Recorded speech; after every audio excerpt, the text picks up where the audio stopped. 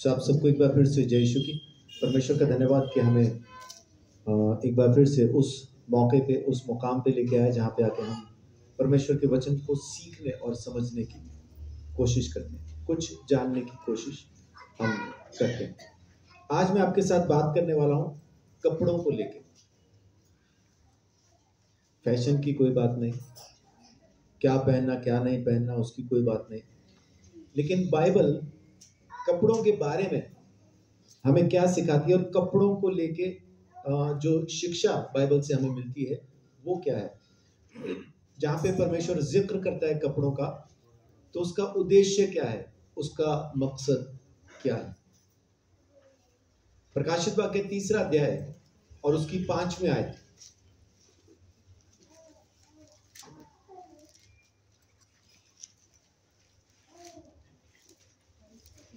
3:5 जो जय पाए उसे इसी प्रकार श्वेत वस्त्र पहनाया जाएगा और मैं उसका नाम जीवन की पुस्तक में से किसी रीति से ना काटूंगा जी, पर उसका नाम अपने पिता और उसके स्वर्गदूतों के सामने मान लूंगा।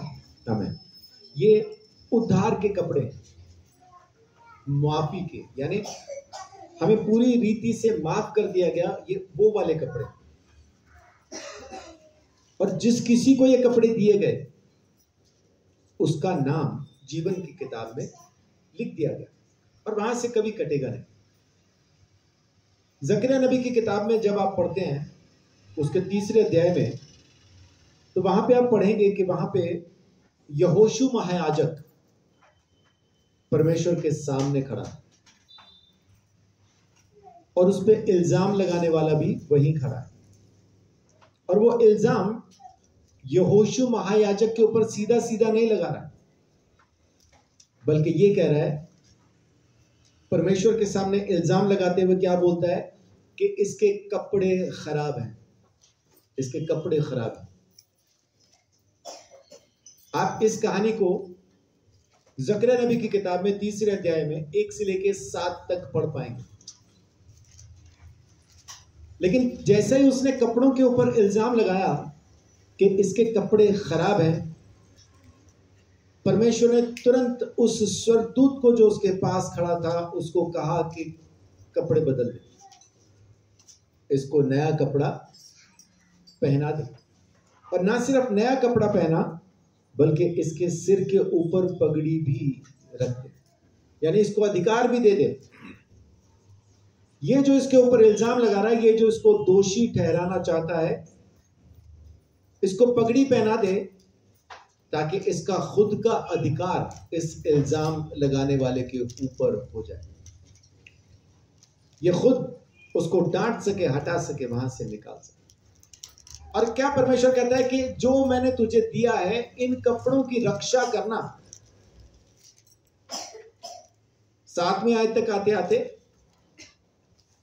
परमेश्वर कहता है जो कुछ मैंने तुझे दिया है इनकी रक्षा करना। तो तू जिनके बीच में खड़ा है, खड़ा किन के बीच में है? वो खड़ा है स्वर्गदूतों के बीच में, स्वर्ग में खड़ा है। परमेश्वर कहता है कि जब जो मैंने तुझे दिया, जो सफेद कपड़े, जो शुद्ध साफ कपड़े मैंने तुझे दिए हैं, इनकी तू रक्षा कर, तब तू इनके बीच में, जिनके बीच में तू खड़ा है, आने जाने पाएगा। यानी परमेश्वर हमारी विजिट स्वर्ग में भी शुरू करवा देता। कब? जब वो खुद हमारे कपड़े बदल देता है, तब। और जब हम उन कपड़ों की रक्षा करना, सुरक्षा करना शुरू करते हैं, तब हम परमेश्वर के सिंहासन के सामने जा पाते हैं, आ पाते हैं। पौलुस भी कहता है कि मुझे भी तीसरे स्वर्ग तक उठाया गया, पता नहीं जिंदा, पता नहीं मुर्दा, लेकिन गया, जाके आया। दर्शन, हम लोगों में से पता नहीं किसी को दर्शन का अनुभव है कि नहीं। दर्शन और ख्वाब में क्या फर्क है? ख्वाब जब हम सो जाते हैं तब देखते हैं, लेकिन दर्शन जब हम होश हवास में होते हैं, आंखें खुली हो आंखें बंद हो, उसका कोई फर्क नहीं पड़ता। जब परमेश्वर दर्शन दिखाता है ना, तो बंद आंख हो खुली आंख हो, उसका कोई वो नहीं। बाइबल में कहीं जिक्र नहीं है कि जब प्रार्थना करो तो आंखें बंद करो, क्योंकि महायाजक को परमेश्वर के सामने जाके प्रायश्चित की प्रार्थना इस्राएल के लिए करनी है, लेकिन वो परमेश्वर के सामने खड़े होकर आंखें बंद करके प्रार्थना नहीं कर सकता था, क्योंकि उसको खुली आंखों से बड़ी सावधानी से वहां पे जो कुछ भी हो रहा है उसको देखना और करना पड़ता था। भजनकार भी कहता है, मैं आंखें अपनी पर्वत की ओर उठाऊंगा। हाँ, हम आंखें बंद करके प्रार्थना करते हैं, किस लिए? ताकि हमारा ध्यान इधर उधर ना भटके, इसलिए हम आंख बंद करके प्रार्थना करते हैं। तो आंख खुली हो आंख बंद हो उसमें फर्क नहीं पड़ता, लेकिन दर्शन में और ख्वाब में फर्क है। जब आप दर्शन देखते हैं, आपको ये पता ही नहीं होता कि आप यहां बैठे हैं या वहां हैं जहां आप अपने आप को देख रहे हैं। वो तो जब दर्शन खत्म होता है तो तब आपको ये याद आता है कि अच्छा, मैं तो यहीं बैठा हुआ था जहां पे अब बैठा हूं। ये मैं क्यों कह पा रहा हूं? क्योंकि मैंने ऐसा देखा अपनी जिंदगी में खुद के साथ, एक ही बार देखा लेकिन देखा, और उस दर्शन में मैंने यीशु मसीह को देखा था। तो पौलुस भी कहता है कि पता नहीं जिंदा पता नहीं मुर्दा, लेकिन वहां तक मुझे पहुंचाया है। कपड़े माने इनका एक अर्थ है, इफिसियों 4 अध्याय, इनका अर्थ है कपड़े पहनना, कपड़े उतारना, इसका एक अर्थ है। कपड़े उतारने का मतलब क्या? देखिए इफिसियों 4 का 22, कि तुम पिछले चाल चलन के पुराने मनुष्यत्व को जो भरमाने वाली अभिलाषाओं के अनुसार भ्रष्ट होता जाता है उतार डालो। उतार डालो। कुलुस्सियों 3 अध्याय। ये किस बारे में बात हो रही है? हमारे पुराने मनुष्यत्व को उतारने की। वो जो पाप का स्वभाव हमारे अंदर बचपन से पैदा होने से है, उस पाप के स्वभाव को उतारने की बात हो रही है। कुलुस्सियों 3 अध्याय उसकी 9वीं आयत। एक दूसरे से झूठ मत बोलो, क्योंकि तुमने पुराने मनुष्यत्व को उसके कामों समेत उतार डाला है। पुराने मनुष्यत्व को तुमने उसके कामों समेत उतार डाला। पुराने कपड़े उतारना जरूरी है, जिसपे दाग लगे थे वो उतारना जरूरी है। शैतान उन्हीं कपड़ों को लेके हमारे ऊपर इल्जाम परमेश्वर के सामने खड़े रह के लगाता रहता है कि देखो इनके कपड़ों पे तो दाग लगे हैं, इनके कपड़े खराब हैं, गंदे हैं। उसको उतारना सख्त जरूरी है, जिसको हम कहते हैं मन फिराओ, सोच बदलो। किसी के लिए भी आप खास तौर से देखें, जो आर्मी में होते हैं लोग, वो किसी भी उसमें हो, फौज तीन तरह की फौज है। कौन कौन सी? जमीनी, आसमानी और पानी वाली।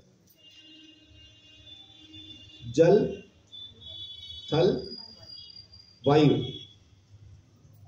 3 तरह की सेना है। लेकिन जब आप उनको देखेंगे अपने घर के बागीचे में काम करता हुआ, तो वो बिल्कुल माली जैसा ही दिखेंगे। कपड़े भी गंदे हो रहे होंगे उनके, लगने देंगे मिट्टी को, कुछ नहीं, कोई परवाह नहीं उनको, वैसा ही दिखाई दे रहे होंगे। लेकिन जैसा ही वो अपनी यूनिफॉर्म पहनते हैं, उनकी यूनिफॉर्म यूं लगती है जैसे आज पहली बार ही पहनी है, हालांकि वो धुल चुकी होती है कई बार। उनके जो स्टार्स होंगे वो हमेशा चमकते हुए दिखाई देंगे आपको। उनकी बेल्ट का बकल हमेशा चमकता हुआ, और बेल्ट वेल पॉलिश्ड। उनके जूते में आप चेहरा देख के कंघी कर सकते हैं। हमेशा वैसे ही रहते हैं। ऐसा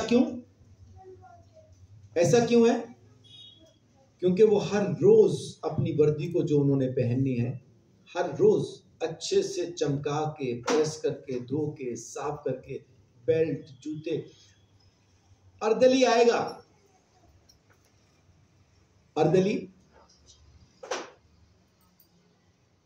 होता है जैसे एक उनसे छोटे रैंक में उनके लिए काम करता है। अर्दली आएगा, बेल्ट भी पॉलिश करेगा, जूते भी पॉलिश करेगा, उनकी यूनिफॉर्म को प्रेस भी कर देगा, उनके स्टार्स भी चमका देगा। वो अपना काम करके चला जाएगा। लेकिन ये पहनने से पहले ये फिर दोबारा अपने स्टार चमकाएंगे, फिर दोबारा जूतों पे ब्रश मारेंगे, फिर दोबारा बेल्ट पे ब्रश मारेंगे, बक्कल को चमकाएंगे साथ। क्योंकि मेरा चाचा, मैंने देखा उनके यहाँ पे, वो फौज में थे। अर्दली आया, अर्दली ने सारा काम कर दिया। मैं मन में सोच रहा चाचे की मौज है, भाई बंदा आता है अच्छे से यूनिफॉर्म को प्रेस करके, पॉलिश करके, जूते और सब कुछ चमका के चला जाता है।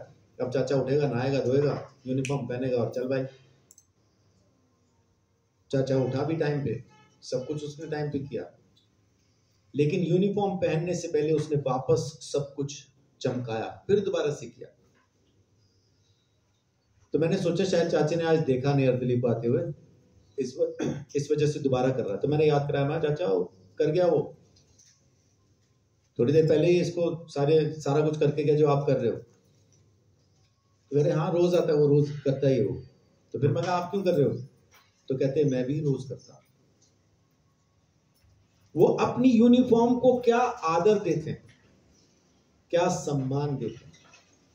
अगर उन्होंने यूनिफॉर्म नहीं पहनी हुई और किसी छोटे रैंक वाले ने उनको पहचान लिया और उनको सैल्यूट किया है और इन्होंने कैप नहीं पहन रखी है, तो ये सैल्यूट का जवाब सैल्यूट से नहीं देते, सिर्फ यूं कंधे से सीधा करके जवाब दे देंगे बस।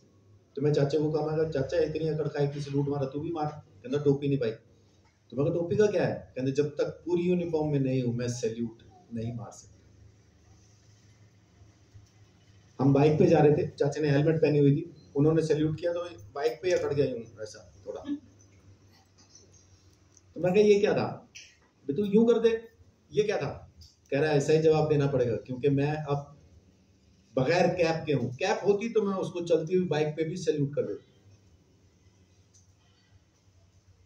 वर्दी को इज्जत कैसे देनी है? पहनते पुलिस वाले भी हैं, लेकिन ये वर्दी को वैसी इज्जत नहीं देते।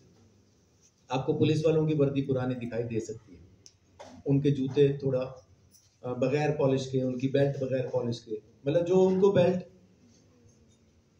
जो दे दी गई ना उनको, उसको वैसे ही रखते हैं, टूट जाए तो बदलेगी, वो नहीं चमकाते।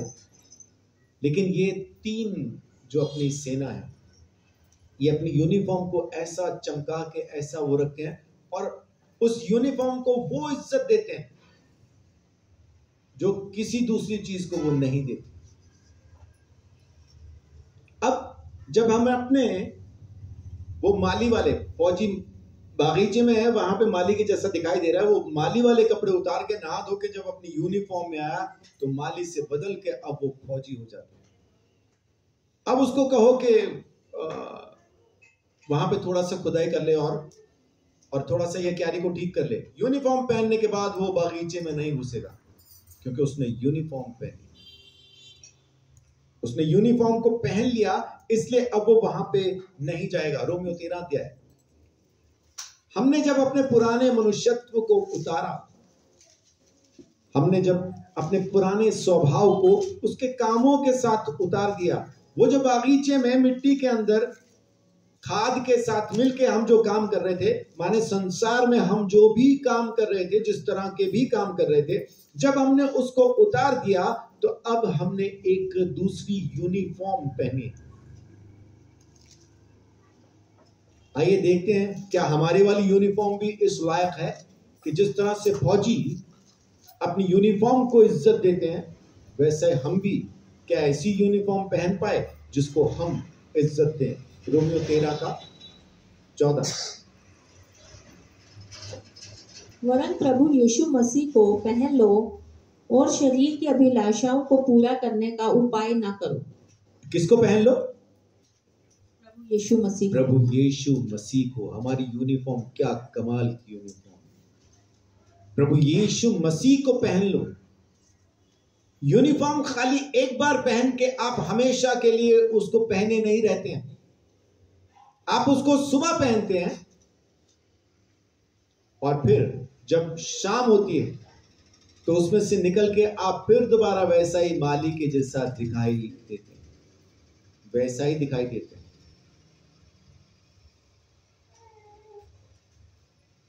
सारा दिन हमें उस अकड़ में, उस यूनिफॉर्म में चलना है, यूनिफॉर्म के हिसाब से चलना है। यानी यीशु मसीह को हमने पहना तो यीशु मसीह के जैसा चलना और उस अकड़ में रहना जरूरी है। किसको सलाम करना, किसको सैल्यूट मारना, कौन सा काम करना, कौन सा नहीं करना, यूनिफॉर्म के हिसाब से हमको चुनना पड़ता है। और अब हमने पहन रखा है प्रभु यीशु मसीह को। यीशु मसीह जिस रात वो पकड़वाए जाने पे था, अपने चेलों के साथ था, उस रात उसने क्या किया? उस रात उसने अपने चेलों के पांव धोए। पांव धोने का मतलब क्या है? पतरस पहले कहता मैं तो धुलवाऊंगा ही नहीं। यीशु कहता फिर तेरा हिस्सा ही नहीं मेरे में। पतरस कहता है अच्छा ऐसी बात है प्रभु, तो पूरा नहला ही दे। यीशु कहता जो नहा चुके हैं उनको दोबारा नहाने की जरूरत नहीं है, खाली पांव धोने की जरूरत है। गर्मियों का तो नहीं कहता हूं मैं कि हम बाहर से आए तो क्या हम दोबारा से नहाएंगे, गर्मियों का नहीं कहता हूं, क्योंकि मैंने लोगों को गर्मियों में 3-3, 4-4 बार भी नहाते हुए देखा। बात करते हैं सर्दियों की, जब ठंडा पानी पीने का भी मन नहीं करता। स्टील के ग्लास में कोई उस टाइम नॉर्मल टेम्परेचर का भी पानी कोई दे दे तो ग्लास भी पकड़ने का मन नहीं होता। उस टाइम पे आप बाहर से घूम के आए हैं तो क्या दोबारा नहाएंगे? पांव भी बड़ा सोच समझ के ही धोएंगे।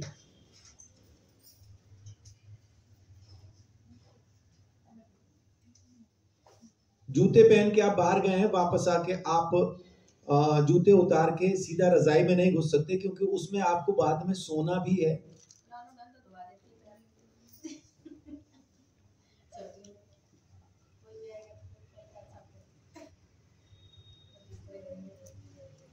ऐसा क्यों? क्योंकि आप जूते पहन के बाहर गए हैं तो पाँव में से, बहुत सारे लोगों के पाँव में से स्मेल आती है।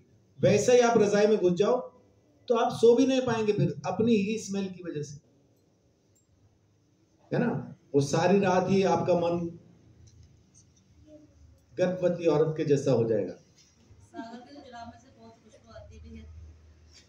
कुछ लोग होते हैं जिनके पाँव में से खुशबू आती ही है, और कुछ लोग ऐसे होते हैं कि वो 5 दिन भी एक जुराब को पहन के घूमते रहे तो कुछ पता नहीं चलता।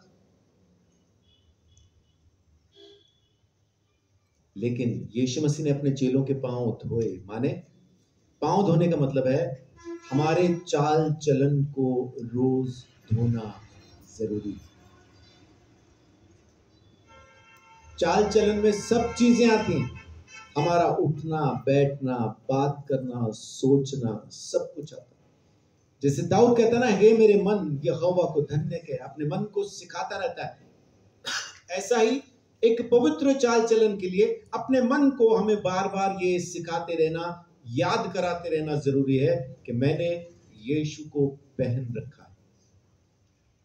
संसार में मेरा उठना बैठना चलना फिरना कैसा होना चाहिए, मैंने यीशु को पहन रखा है। एक फौजी यूनिफॉर्म में आ जाए सही, उसका हिसाब किताब बदल जाता है, उसकी बातचीत बदल जाती है, उसका चलना बैठना सब बदल जाता है यूनिफॉर्म की वजह से।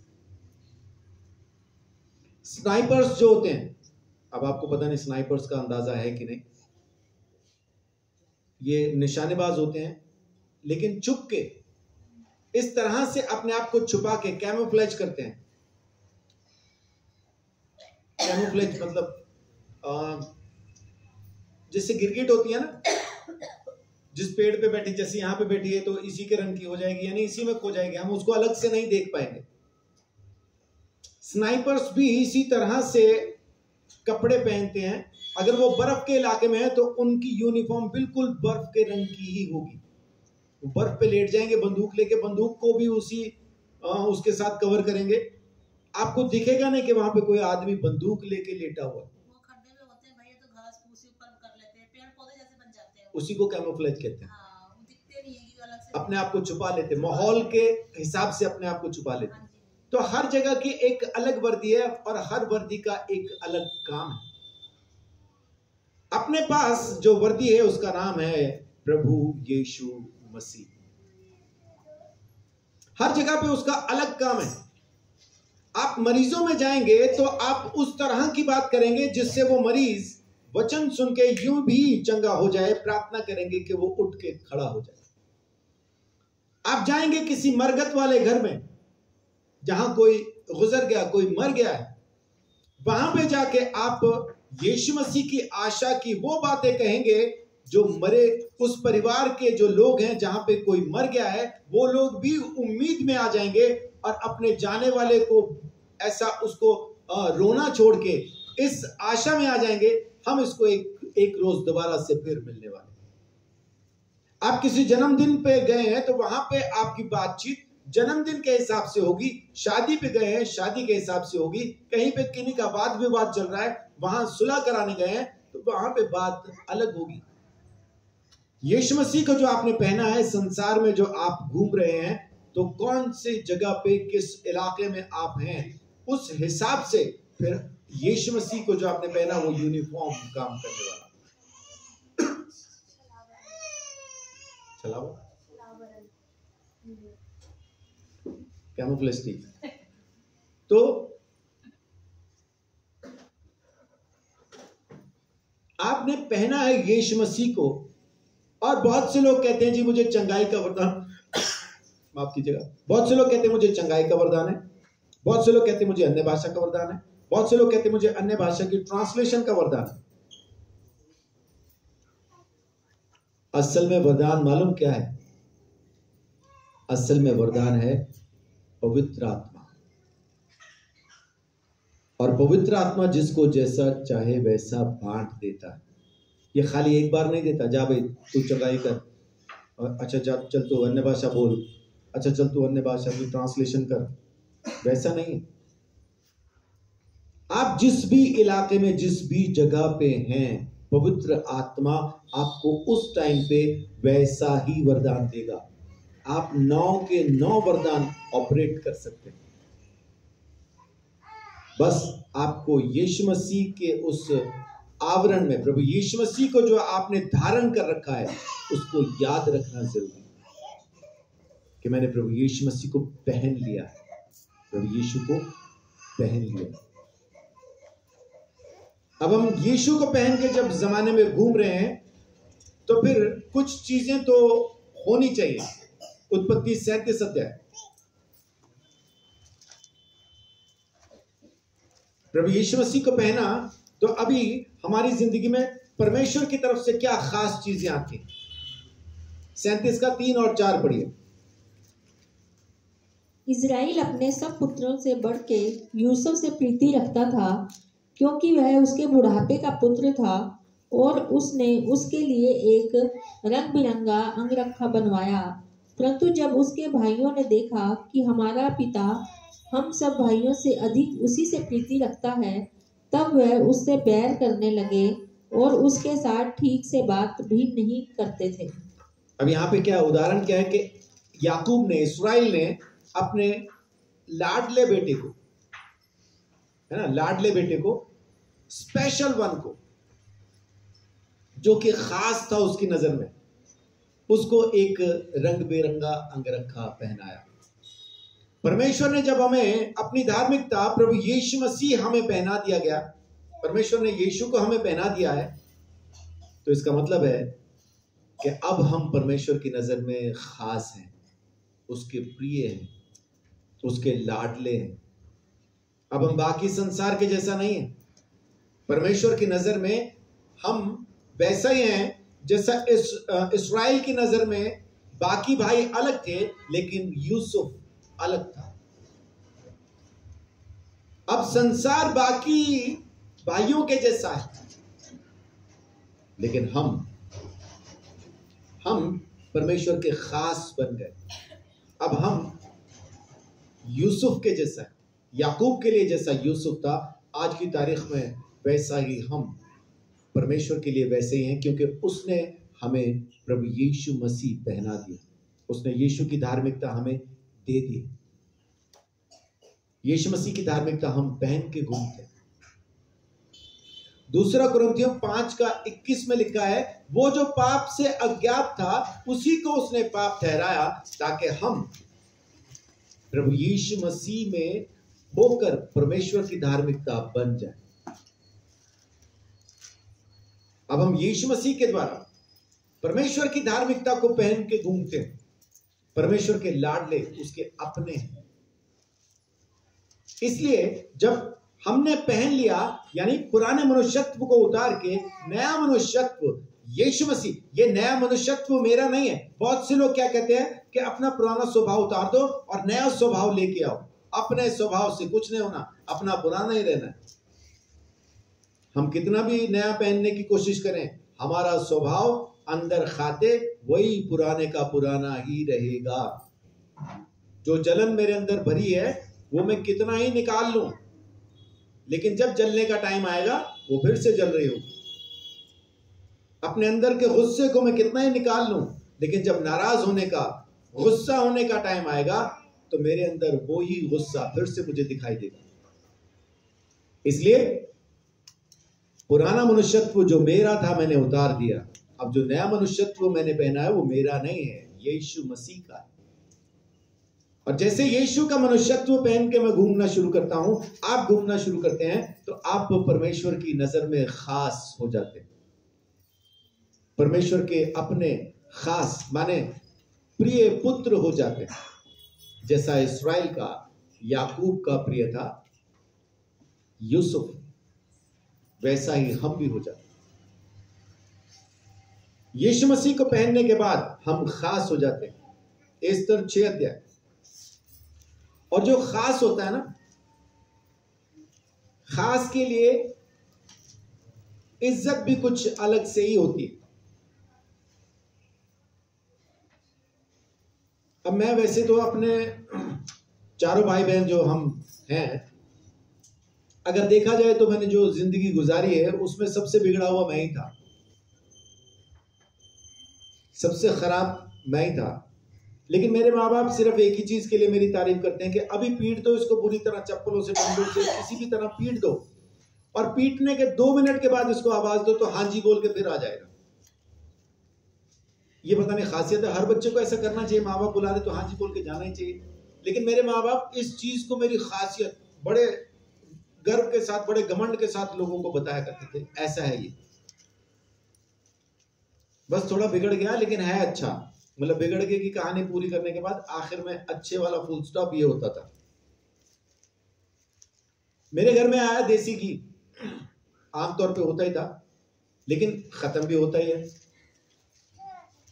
अब जब वो खत्म होने को आया ना, तो आखिरी 2, 4, 6 चम्मच जो रह गए हैं, मेरी माँ से कोई भी आवाज दे के कहे कि दाल बनाई है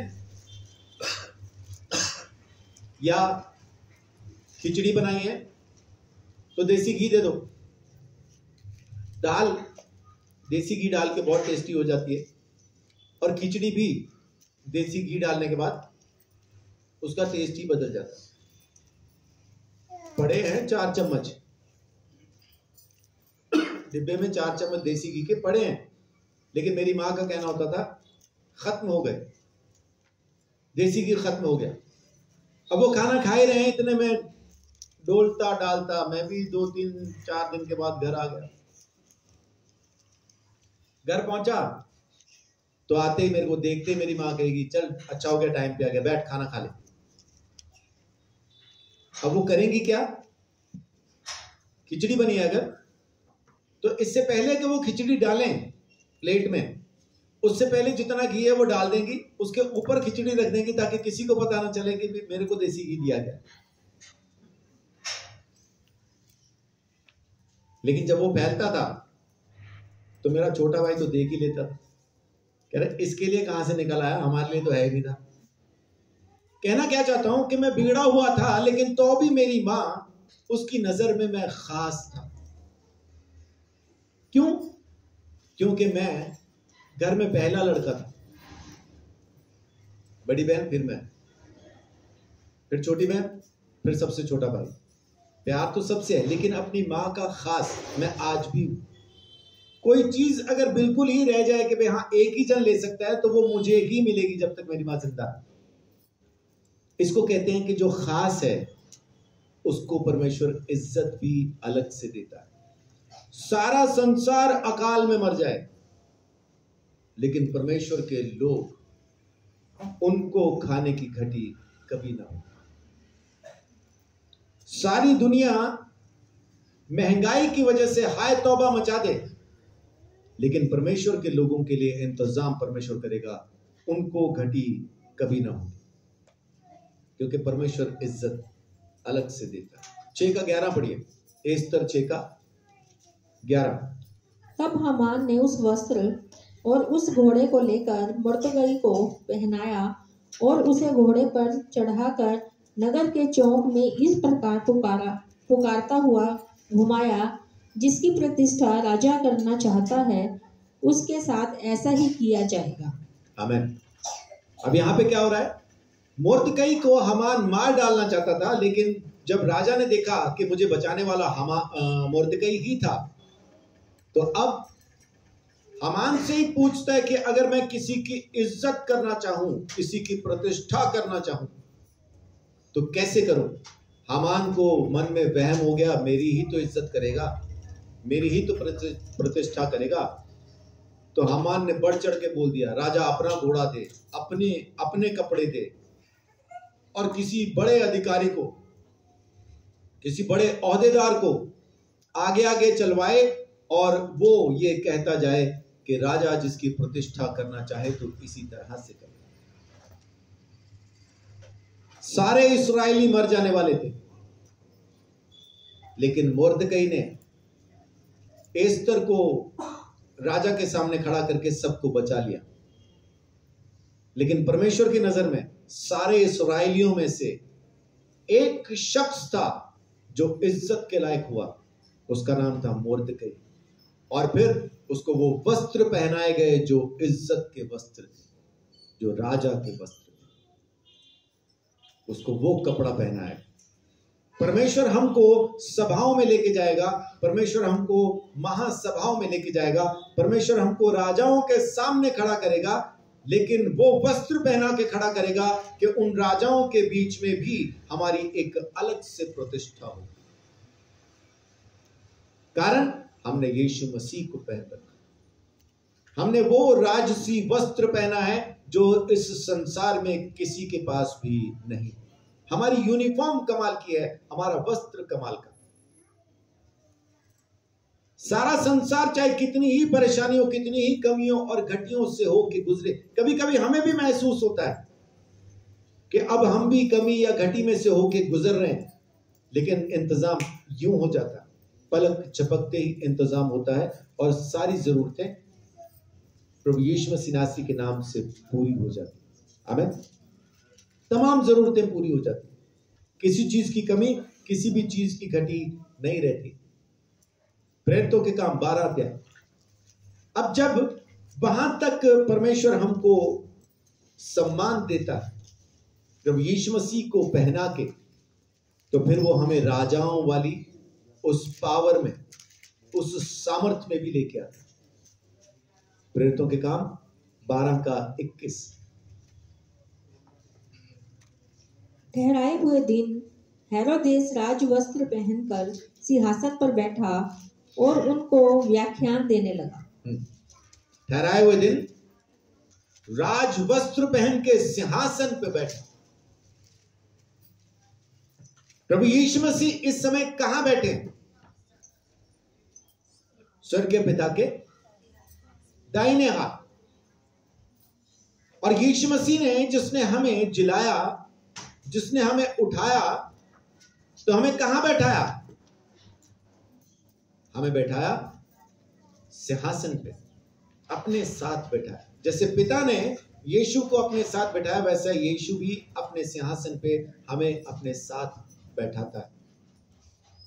अब इस बात को यूं समझें, यीशु मसीह को पहनने के बाद जब हम यीशु के साथ उसी के सिंहासन पे बैठे हैं, तो जो सामर्थ, जो पावर, जो अधिकार प्रभु यीशु मसीह के पास है, वो सारे का सारा अधिकार हमारे पास भी है।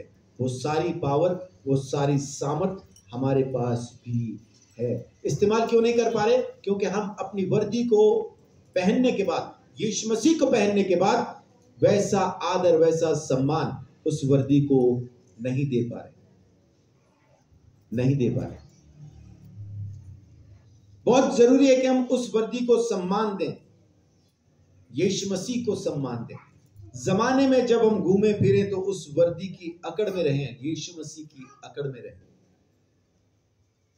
और वो तमाम काम जो एक वर्दीधारी नहीं कर सकता, तो वो तमाम काम जो यीशु मसीह धारी, जिसने यीशु को धारण किया है, नहीं कर सकता, ना करें। लेकिन जो करने हैं वो जरूर करें, करने वाले काम जरूर करें, और परमेश्वर आपको वो सामर्थ्य देता है, वो पावर देता है। प्रकाशित वाक्य 19 अध्याय। और फिर सबसे आखिर में अपने को एक और कपड़ा मिलने वाला है, 19 का 7 और 8। आओ हम आनंदित और मगन हों और उसकी स्तुति करें, क्योंकि मेमने का विवाह आ पहुंचा है और उसी दुल्हन ने अपने आप को तैयार कर लिया है। उसको शुद्ध और चमकदार महीन मलमल पहनने का अधिकार दिया गया, क्योंकि हम महीन मलमल का अर्थ पवित्र लोगों के धर्म के काम है। हमें अभी दुल्हन को एक कपड़ा दिया जाएगा जो दुल्हन के लायक हो। महीन मलमल देगा कौन? दूल्हा ही देगा। दुल्हन को अधिकार दिया गया वो पहनने का। तो जब तक हम जमीन पे हम यीशु मसीह को पहने रहते हैं, और जब जमीन का तख्ता छोड़ के उसके पास पहुंचेंगे तो दुल्हन का कपड़ा पहने हुए होंगे, हम उसी के होंगे। तो आज आपके साथ कपड़ों पे जो मैं बात करने वाला था वो यही है। असल में जो अपना कपड़ा है, जो अपने को पहन के घूमना है, वो है प्रभु यीशु मसीह। प्रभु यीशु मसीह, बगैर उसके हमारा गुजारा नहीं। और जब उसको पहन लिया तो फिर और किसी तरह से अपने को चलने की भी जरूरत नहीं। जब हम उसमें चलेंगे, उसके खास होंगे, वो हमें इज्जत बख्शेगा, वो हमें सामर्थ बख्शेगा, और वो हमें अपना बना के सदा के लिए अपने पास भी रखेगा। बस करना सिर्फ इतना है कि अपने पुराने मनुष्यत्व को उतार दें और प्रभु यीशु मसीह को पहन लें। नया मनुष्यत्व नहीं पहनना है, पहनना है प्रभु यीशु मसीह को, क्योंकि वही है हमारा नया मनुष्यत्व। हम अपना नया मनुष्यत्व किसी तरह से भी नहीं बना सकते। अगर बना सकते होते तो यीशु मसीह को कुर्बान होने की जरूरत नहीं थी, सूली पे चढ़ के जान देने की जरूरत नहीं थी। वो अपना अनुग्रह हम पे बना के रखता।